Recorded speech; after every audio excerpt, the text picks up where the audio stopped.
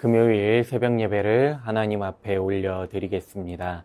하나님의 말씀은 예레미야 10장 17절에서 25절 말씀입니다. 에워싸인 가운데에 앉은 자여 내 짐꾸러미를 이 땅에서 꾸리라. 여호와께서 이와 같이 말씀하시되 보라 내가 이 땅에 사는 자를 이번에는 내던질 것이라. 그들을 괴롭게 하여 깨닫게 하리라 하셨느니라. 슬프다 내 상처여 내가 중상을 당하였도다. 그러나 내가 말하노라. 이는 참으로 고난이라. 내가 참아야 하리로다. 내 장막이 무너지고 나의 모든 줄이 끊어졌으며 내 자녀가 나를 떠나가고 있지 아니하니 내 장막을 세울 자와 내 휘장을 칠 자가 다시 없도다. 목자들은 어리석어 여호와를 찾지 아니하므로 형통하지 못하며 그 모든 양떼는 흩어졌도다. 들을지어다 북방에서부터 크게 떠드는 소리가 들리니 유다 성읍들을 황폐하게 하여 승냥이의 거처가 되게 하리로다. 여호와여 내가 알거니와 사람의 길이 자신에게 있지 아니하니 걸음을 지도함이 걷는 자에게 있지 아니하니이다. 여호와여 나를 징계하옵시되 너그러이 하시고 진노로 하지 마옵소서. 주께서 내가 없어지게 하실까 두려워하나이다. 주를 알지 못하는 이방 사람들과 주의 이름으로 기도하지 아니하는 족속들에게 주의 분노를 부으소서. 그들은 야곱을 씹어 삼켜 멸하고 그의 거처를 황폐하게 하였나이다 하니라. 아멘. 오늘 본문 말씀의 앞절인 12절에서 16절 말씀에서는 만군의 주 하나님을 찬양합니다. 그러나 오늘 본문 말씀을 보면 백성들의 유배와 고통에 대해 말씀하고 있습니다. 이것은 너무나도 명확한 대조를 나타내면서 우리에게는 충격과도 같은 말씀입니다. 예레미야 10장 16절 말씀을 보시면 야곱의 분깃은 이같지 아니하시니 그는 만물의 조성자요 이스라엘은 그의 기업의 지파라. 그 이름은 만군의 여호와시니라. 우주의 창조주를 자기 분깃으로 또한 그의 기업이 되는 특권을 가진 백성이 바로 이스라엘이었습니다. 그런데 오늘 본문 17절 말씀에서는 영원히 자신들의 땅이라고 생각했던 곳에서 보잘것없는 마지막 짐꾸러미를 싸서 이름도 없이 희망도 없이 미래도 없이 피난민이 되어 길을 나설 것을 말씀하고 있습니다. 그 이유가 무엇입니까? 이스라엘 백성들이 하나님의 영광을 헛된 우상으로 계속 바꾸었기 때문에 그들은 땅의 축복이 유배의 저주로 바뀌는 대가를 치르게 되는 것입니다. 19절 말씀에서 예언자는 슬프다라고 탄식합니다. 또한 예언자는 내가 중상을 당하였도다라고 한탄하고 있습니다. 즉 백성들에게 임할 고통을 자신의 것으로 받아들이는 것입니다. 오늘 본문 20절 말씀을 보시면 이스라엘의 상처를 구체적으로 묘사하고 있습니다. 내 장막이 무너지고 나의 모든 줄이 끊어졌으며 내 자녀가 나를 떠나가고 있지 아니하니 내 장막을 세울 자와 내 휘장을 칠 자가 다시 없도다. 여기에서 내 장막이 무너지고는 궁극적으로 예루살렘 성전의 파괴를 암시하고 있습니다. 또한 장막과 모든 줄이 끊어졌을 뿐만 아니라 내 자녀가 나를 떠나갔다라고 말씀합니다. 이것은 이스라엘은 신앙의 와해로 인한 고난이 있을 뿐만 아니라 가정이 와해됨으로 이것에 대한 어려움도 있다는 것입니다. 어떤 사람들은 자녀를 예루살렘에 두고 포로로 끌려가야 했으며 또 어떤 사람들은 부모를 두고 끌려가야 했습니다. 이로 인해 예레미야는 파괴된 예루살렘을 세울 자가 없음을 한탄하고 있습니다. 다시 재건하기가 어려워졌다는 것입니다. 이러한 결과는 어리석은 자들, 어리석은 백성들 때문입니다. 이들이 이방 신상과 우상을 숭배했기 때문입니다. 이제는 그저 예레미야가 1장에서 끓는 가마솥 환상을 본 후에 예언했던 북쪽에서 오는 침략을 기다리는 일만 남아 있는 것입니다. 예언자는 하나님의 진노와 심판을 선포한 후에 갑작스럽게 하나님께 기도하고 있습니다. 이 기도는 이스라엘 백성들을 구원해달라는 것이 아닙니다. 오늘 본문 23절 말씀 함께 보시겠습니다. 여호와여 내가 알거니와 사람의 길이 자신에게 있지 아니하니 걸음을 지도함이 걷는 자에게 있지 아니하니이다. 각 사람이 스스로의 길을 결정할 수 없다고 예언자는 말함으로써 이스라엘 백성들의 연약함을 말하고 있습니다. 다시 말하면 예언자는 하나님께 너그러운 징계를 기도하면서 동시에 이스라엘의 생명이 꺼지지 않기를 기도하고 있습니다. 하나님께서 진노로 이스라엘을 징계하신다면 아무도 그 앞에 살아있을 존재가 없기 때문입니다. 오늘 본문 말씀을 통해서 우리가 이 세상을 살아갈 때에 취해야 할 3가지 자세가 있습니다. 먼저 기억하며 살아가야 합니다. 하나님께서는 자기 백성을 이방 땅으로 옮기겠다고 말씀하십니다. 애굽에서 구원하여 가나안 땅으로 인도하신 하나님께서 그렇게 사랑하고 소중한 보물처럼 여기고 제사장 나라로 삼은 이스라엘 백성들을 이제 다시 이방 땅으로 보내겠다고 하십니다. 그 이유는 바로 백성들이 하나님의 사랑을 망각했고 하나님께서 주신 소명을 잃어버렸기 때문입니다.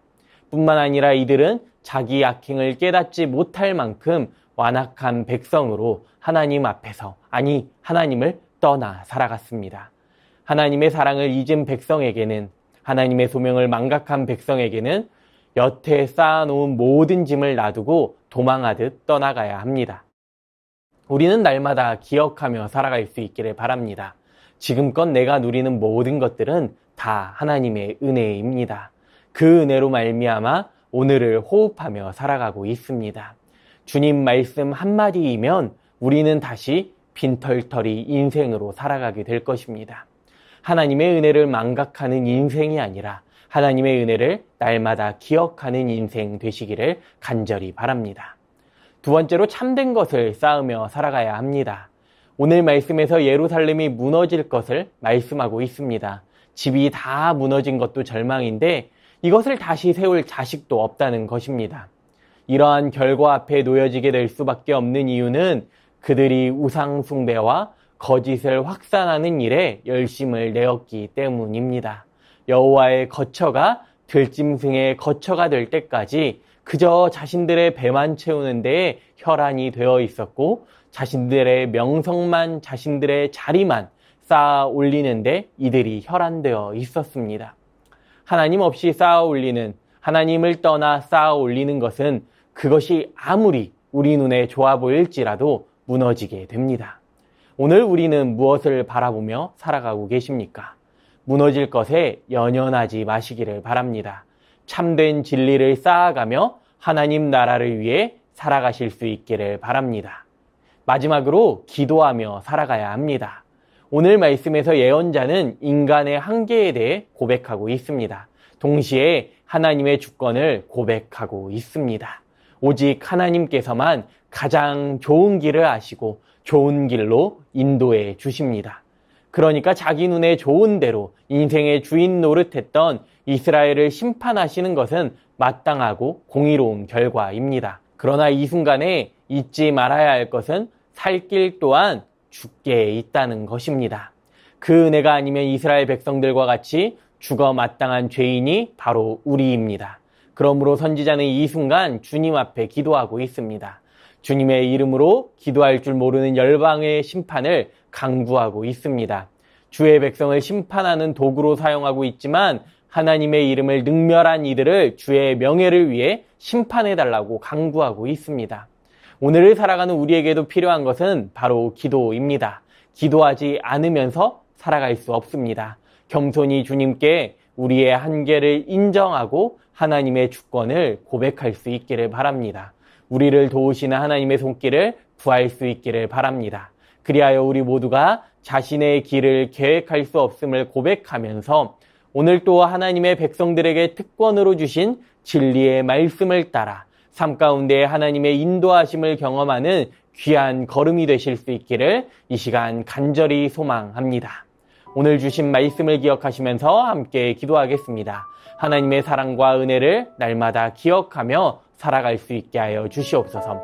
무너질 것에 집착하는 것이 아니라 참된 진리를 쌓으며 살아갈 수 있게 하여 주시옵소서. 기도로 승리하는 삶 살아갈 수 있게 하여 주시옵소서. 주신 말씀 기억하시면서 함께 기도하겠습니다.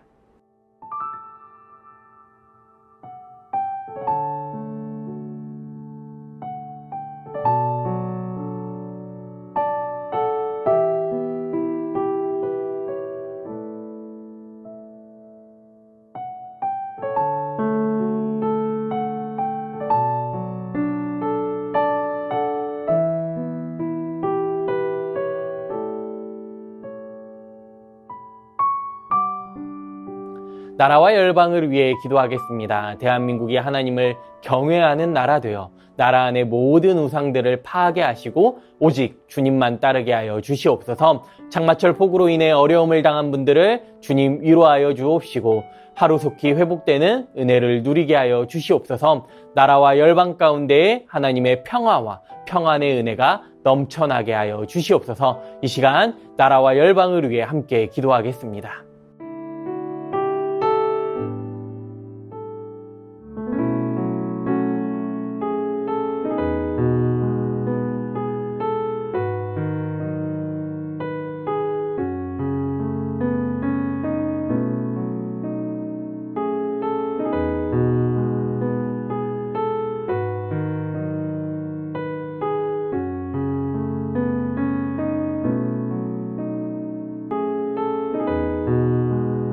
교회를 위해 기도하겠습니다. 담임 목사님 많은 사역 가운데 지치지 않도록 하나님 날마다 붙들어 주시고 세임과 능력과 지혜를 더하여 주시옵소서. 온전한 진리의 말씀 위에 세워지는 세승교회 되게 하시사 신천지와 같은 이단들이 교회에 틈타지 않게 하여 주시옵소서. 오늘부터 진행되는 유치부와 유년부 여름성경학교 가운데 크신 은혜 허락하여 주시옵소서. 다음 주 청소년부 단기성교가 부족함 없이 준비될 수 있게 하여 주시옵소서. 이 시간 교회를 위해 함께 기도하겠습니다.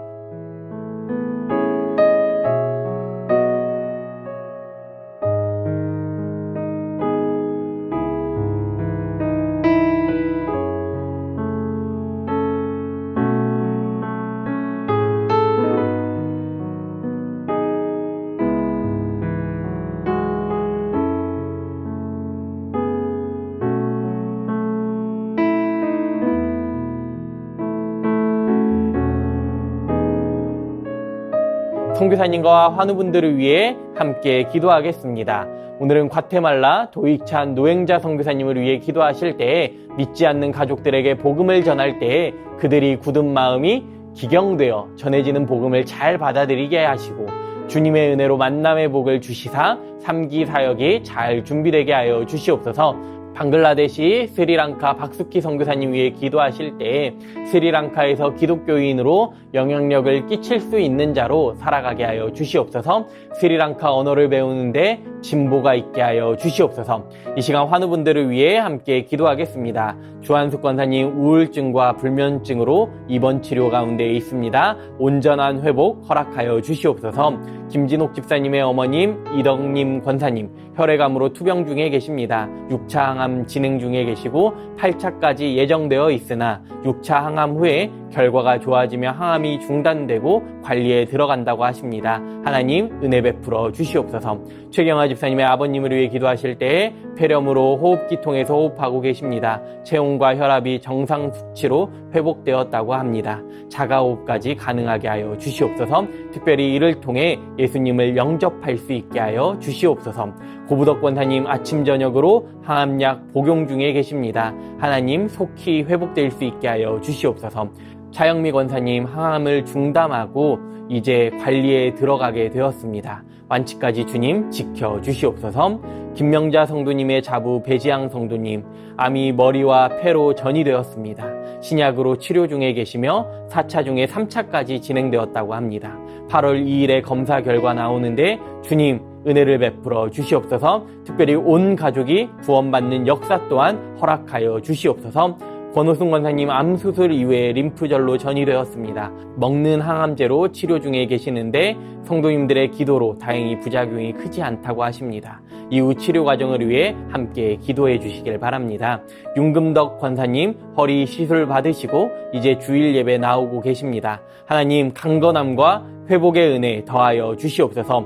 노성빈 형제님 크론병을 앓고 있습니다. 1월부터 주사제 치료를 이어오고 있는데 하나님 부작용 없게 하여 주옵시고 강건함을 더하여 주시옵소서. 이기범 집사님, 강동엽 어린이, 이민남 권사님, 신혜남 권사님, 추명우 성도님, 추승민 형제님, 이춘실 집사님, 김인혜 집사님, 최혁기 성도님, 이길태 집사님, 김찬준 집사님, 김영자 권사님, 정승근 권사님, 김봉남 권사님, 김광순 권사님, 박문천 집사님, 최혜랑 집사님의 아버님, 이외에도 수술 이후에 회복 중에 계신 분들, 코로나와 독감으로 어려움 가운데 계신 분들, 모든 환우분들의 몸과 마음을 회복시켜 주옵소서. 이 시간 선교사님과 환우분들을 위해 기도하신 후에 개인 기도 하시겠습니다.